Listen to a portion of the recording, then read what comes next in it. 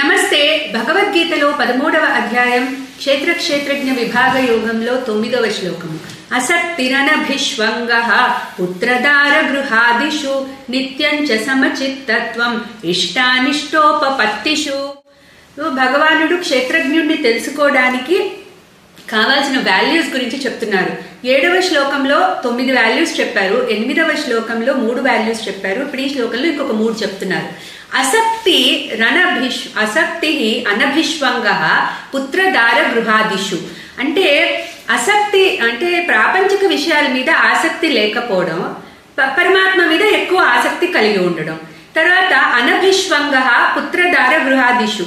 So ఈ attachments నాది నాది నాది అని అనుకోవడం ఏది ఈ పుత్రదార గృహాదిషు, పుత్రులు అంటే పిల్లలు, లేకపోతే భార్య, అట్లాగే గృహము. సో ఇవన్నీ కూడా మనకి అసోసియేటెడ్ గా వచ్చే థింగ్స్ అండ్ ప్రాపర్టీస్ మీద అనవసరమైన అటాచ్మెంట్ లేకుండా ఉండగలగాలి. అప్పుడు సాధన మీద ఎక్కువ దృష్టి పెట్టగలుగుతాం.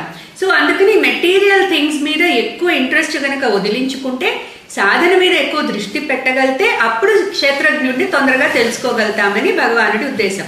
తర్వాత నిత్యంచ సమచిత్తత్వం. ఎప్పుడు కూడా చిత్తము సమంగా ఉండాలి. అంటే చిత్తము అనగానే మనకి మెమరీ వస్తుంది. సో మన మైండ్ లో ఉన్న మెమరీ అంతా చిత్తం కిందకు వస్తుంది. ఆ చిత్తంలో అంటే ఆ మెమరీ ఏవైతే ఇంప్రెషన్స్ ఉంటాయో అస్తమానం మనని ప్రొపెల్ చేస్తూ ఉంటాయి for unnecessary botherations and other thoughts.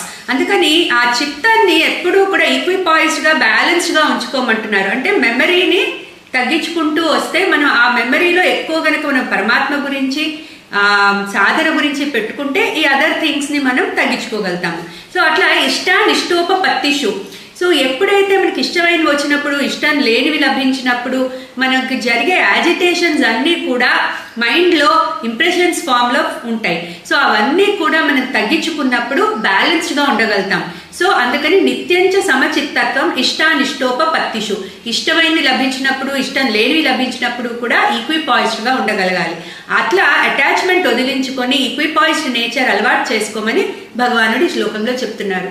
క్లీం కృష్ణాయ నమః.